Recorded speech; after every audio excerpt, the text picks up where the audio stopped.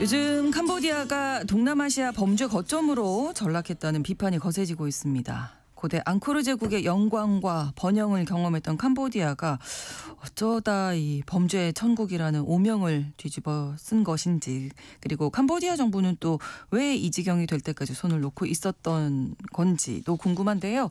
글로벌 이슈에서 오늘 캄보디아 상황 자세히 살펴보겠습니다. 오늘은 이현미 국제 전문 기자와 함께합니다. 어서 오세요. 네, 안녕하세요. 특별히 나오신 이유가 이제 올여름에 네.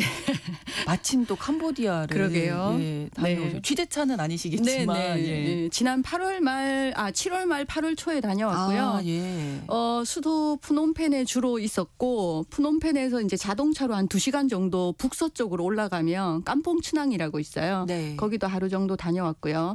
당시에 그 캄보디아와 태국이 국경 지역에서 무력 충돌을 했을 때였어요. 네. 그래서 이제 국경과 가까운 깜퐁츠낭은 갈 수가 없을 수도 있다라고 했는데, 다행히 이제 깜퐁츠낭으로 출발하기 전날에 양국이 이제 극적으로 휴전을 해서 다녀올 수 있었습니다. 네. 그러면 현지에서 느끼시기에 양국 간 충돌이 생겨 좀 긴장감도 있지 않았을까 싶네요. 저도 가기 전엔 그렇게 생각했는데 가보니까 뭐 태국 상점이 문을 닫은 거 외에는 일단 그 수도 푸놈펜은 좀 평온한 편이었고요. 그렇군요. 국경 지역과 가까운 깜퐁츠낭 같은 경우에도 휴전이 된 뒤에 가서 긴장감이 그렇게 많이 느껴지지는 않더라고요. 네, 그 즈음이 제가 기억하기로는 네. 그 훈센 전 캄보디아 총리죠. 그렇죠. 태국 총리 패통타진 나와 흔히 통화 내용을 유출을 해가고 그렇죠. 이거 여러 번 저희가 전해드렸던 기억이 나는데 훈센 전 총리는 별일이 없었습니다. 별일이 없었습니다. 네. 뭐 태국 총리만 탄핵이 아시다시피 됐고. 캄보디아는 훈센의 나라잖아요. 그렇죠. 네, 정치적으로는 이제 훈센이 38년간 총리를 지낸 뒤에 장남인 훈 마네트에게 2023년에 총리직을 물려주고, 그래서 권력 세습에 성공을 했고요. 네. 막내 아들인 훈마니는 작년에 부총리가 됐고, 차남도 보면은 훈마니신데 국방부 군사정보국장과 그다음에 육군 준장 직책을 맡고 있습니다. 네. 뭐 그뿐만 아니라 사위와 조카, 뭐 친인척 등이 경찰과 군에서 고위 간부를 지내면서 국가를 완전하게 통제를 하고 있고요. 네. 훈센 자신도 이제 상원 의장을 맡고 있어요. 그래서 이제 여전히 마쿠에서 강력하게 영향력을 행사를 하면서 훈 마네트 총리의 섭정 뭐 역할을 하고 있지 않느냐, 뭐 이런 분석이 있죠. 훈센 전 총리 일가가 그야말로 정치, 군까지 다 장악을 하고 있는 건데, 다른 분야는 어떻습니까? 경제라든지. 그렇죠. 이게 경제 분야를 보면은 지난 40년간 훈센 가문에 부가 좀 집중이 됐습니다. 보수적으로 이제 추정을 하더라도 훈센 가문이 축적한 부가 드러난 것만 계산을 해도 우리 돈으로 조 단위가 넘어가는 것으로 이제 분석이 되고 있고요. 국제 감시 단체인 글로벌 위트니스 보고에 따르면 훈센의 친인척의 들이 캄보디아 내에서 114개 기업에 직접적으로 연루돼 있다, 뭐 이런 보고서도 있고요. 그리고 뭐 통신, 에너지, 광산, 제약 등 대기업 지분을 소유를 하거나 아니면 고위 직책을 맡고 있는 거죠.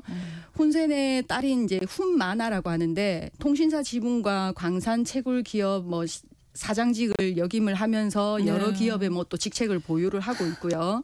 그래서 뭐 또 훈센 가문이 카지노 재벌이나 부동산 개발업자 딜을 봐주면서 이제 거기서부터 이제 경제적 이익을 또 이제 얻게 되는 뭐 그런 구조. 그리고 심지어 훈센 가문은 대중 여론 형성과 이제 비판을 차단하기 위해서 언론 자유도 심각하게 이제 탄압을 하고 있고요.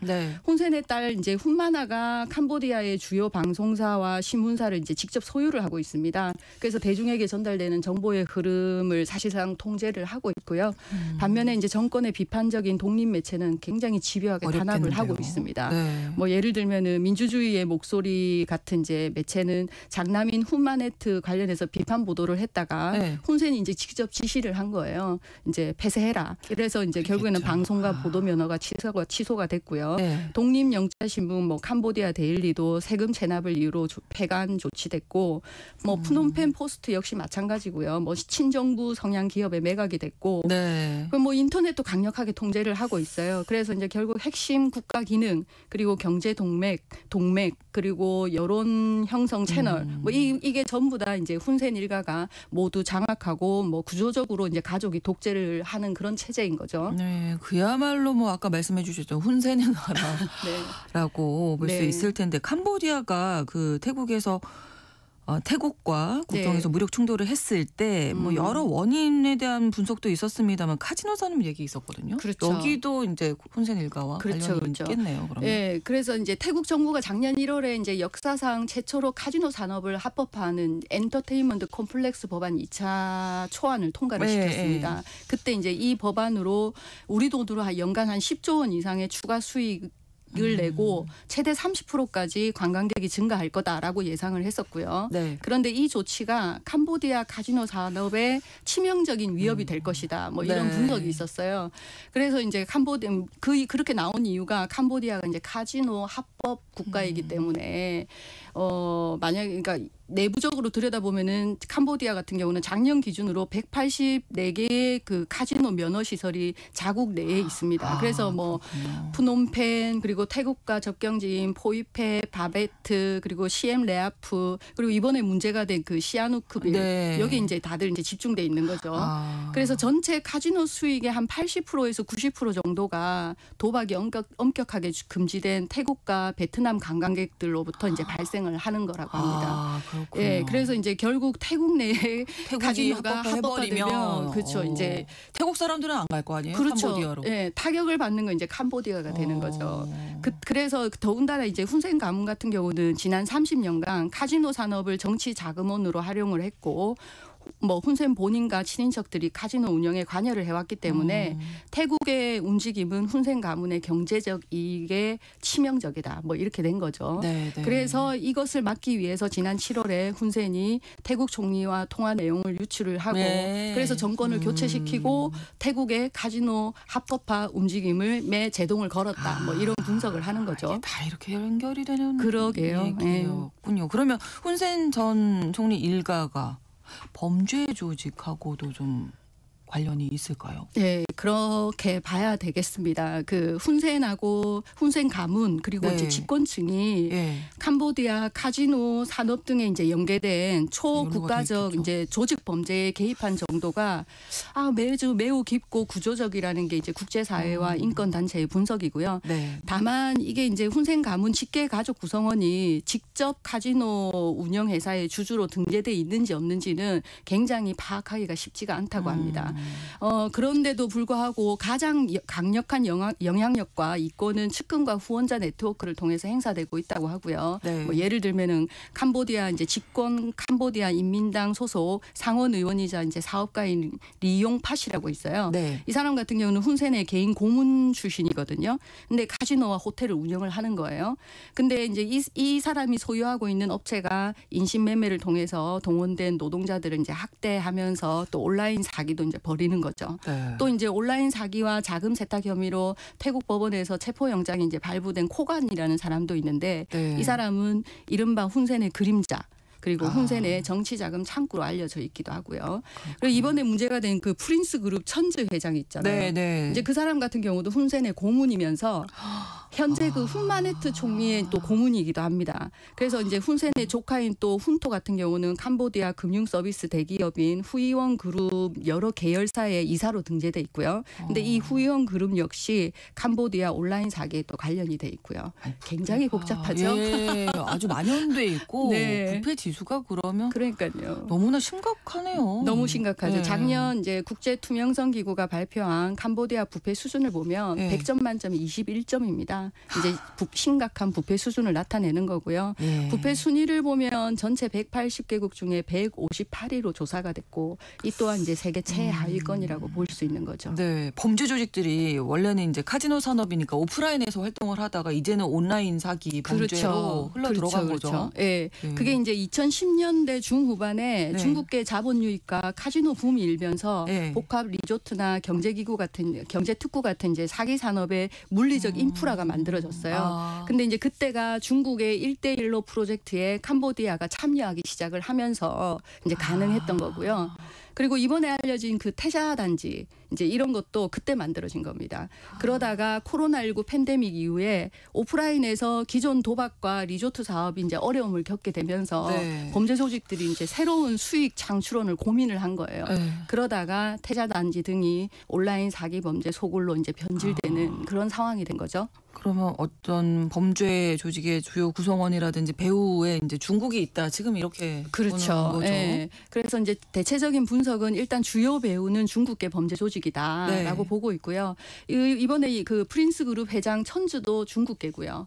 시진핑이 2010년대 초반에 정권을 잡은 뒤에 범죄와의 전쟁을 선포했던 거 기억하시죠? 네네. 그래서 이제 범죄 조직들이 중국에 더 이상 있을 수가 없게 된 없죠. 거예요. 네. 예. 그래서 이제 필리핀으로 이제 새 거점을 마련을 했고 그런데 필리핀에서 또 두테르트 정권이 이제 나타난 거죠. 네. 그래서 범죄와의 전쟁을 또 시작을 한 겁니다. 또 이동을 한 곳이 이제 캄보디아가 되는 거고.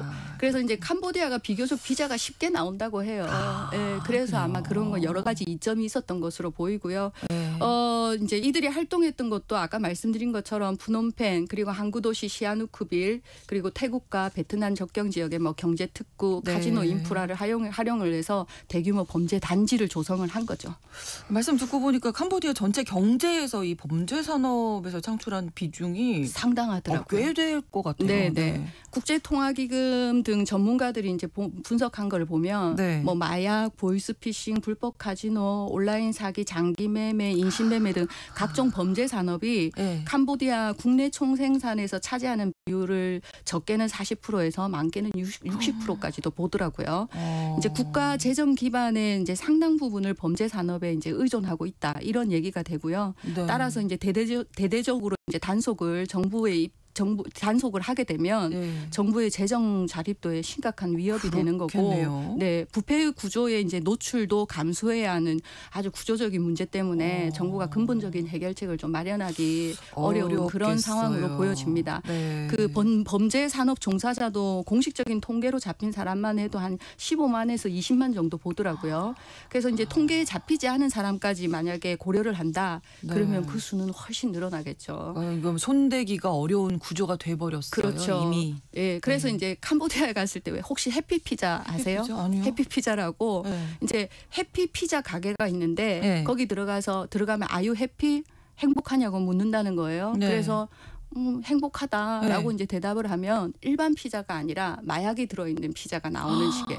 그러니까 이게 아주 약하게는 이런 업종에서부터 인신매매나 장기매매 같은 이제 심각한 범죄까지 다양한 분야에서 범죄 조직이 캄보디아 사회 전반에 좀 암세포처럼 퍼져 있는 게 아닌가라고 생각해 볼 수 있을 것 같습니다. 상상 이상인데요. 그러니까요. 네. 그럼 캄보디아 국민들은 지금 그러면 어떤 입장이에요? 일단 지난번에 가보니까 일단 그렇게 비판적이지는 않은 것 같더라고요. 그래요? 일반 국민들 같은 경우는 일단 캄보디아 그 훈센에 대해서는 좀 비판적으로 얘기하고 하는 것에 대해서 좀 조심하고 그리고 좀 싫어하는 분위기도 조금 읽을 수 있었고요. 네. 워낙 엄격하게 이제 여론을 통제하기 때문이기도 하겠고 무엇보다 이제 캄보디아 국민들 입장에서는 네. 어쨌든 훈센이 먹고 살게 해주니까 이제 그런 것으로도 좀 이해가 되더라고요. 실제로 이제 수도 푸놈펜을 보니까 곳곳에서 이제 새로 건물을 짓는 이제 공사가 한창 진행 중이더라고요. 이제 그 의미는 경제에 좀 활력이 좀 느껴지는 그렇죠. 좀 그런 게 있었고요. 그리고 훈센 집권 전에는 공산당이 이제 크메르루주가 정권을 잡았었고 네. 그때는 국가 운영을 위한 기반이 모두 철저하게 파괴됐기 때문에 뭐 경제 성장 자체를 거론할 수 있는 수준이 아니었잖아요. 그렇죠. 그래서 이제 아시다시피 크메르루주는 캄보디아 인구의 약 3분의 1에 해당하는 약 200만 명 정도를 학살한 그런 이제 사건이었는데 우리 킬링필드 영화 그렇죠. 아시잖아요. 그렇죠? 네. 그래서 이제 캄보디아에서 의미 있는 경제 성장 수치가 잡힌 것은 훈센이 집권한 이후부터. 그래서 훈센이 38년간 이제 장기 집권하는 동안에 네. 연평균 한 6%에서 7%대의 고성장을 유지를 했고 2023년 정권을 세습한 이제 장남 훈마네트 같은 경우에도 현재까지 한 6% 정도 성장을 유지하는 것으로 보고 있으니까 네. 아무래도 좀 그런 반응이 나오는 게 아닌가 싶더라고요. 그렇군요. 그러면 지금 동남아시아 쪽에서 이제 어떤 지세대들의 시위가 계속 있잖아요. 그렇죠. 캄보디아는 이럼에도 불구하고 좀 어렵게 없겠네요. 제가 보기에는 좀 그럴 것 같아요. 그러니까 이게 정권 전복을 목표로 하는 이제 G세대 주도 대규모 반정부 시위가 지금 이제 캄보디아에서 이제 성공적으로 일어날 가능성이 얼마나 되냐라고 묻는다면 제 입장에서는 현재로서는 좀 매우 낮고 네.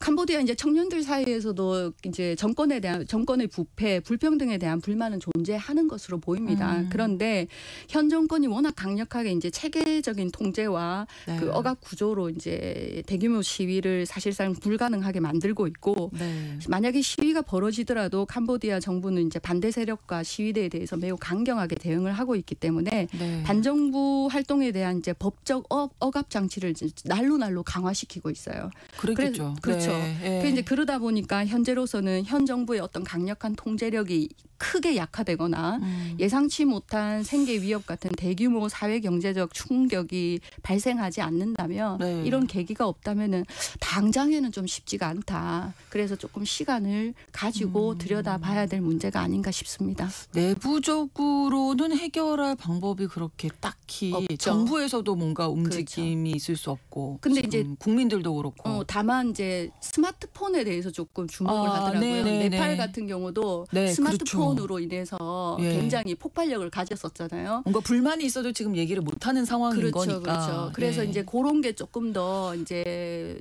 동력이 되면은 네. 조금 시간이 지나면 조금 더 달라질 수도 있겠다. 그런 얘기도 나오기는 하더라고요. 자체적으로 안 된다면 국제적으로 어떻게 해결할 수 있는 방법이 있을까요? 뭐 국제적으로는 지금 국제 사회가 그런 동력을 가졌다라고 보기가 그렇죠. 너무 네, 어렵죠. 네. 그러니까 이제 국제 사회가 캄보디아 내부의 문제를 해결을 한다. 지금 태국하고 캄보디아가 휴전을 하긴 했지만 그 문제를 해결하는데도 좀 시간이 걸리고 잠시 임시로 이제 미봉된 상태잖아요. 그렇죠. 이제 봉합된 상태니까 네. 전반적으로 봤을 때는 크게 좀 작용을 하기는 어렵지 않을까 싶습니다. 그렇군요. 네. 글로벌 이슈에서 최근 뉴스에서 자주 언급되는 캄보디아 상황, 지난 여름에 직접 현지를 다녀오신 이현미 국제 전문기자와 함께했습니다. 오늘 고맙습니다. 네, 감사합니다. KBS 라디오 신성원의 오늘 세계는 마치겠습니다. 내일 오전 11시 5분에 다시 뵙겠습니다. 고맙습니다.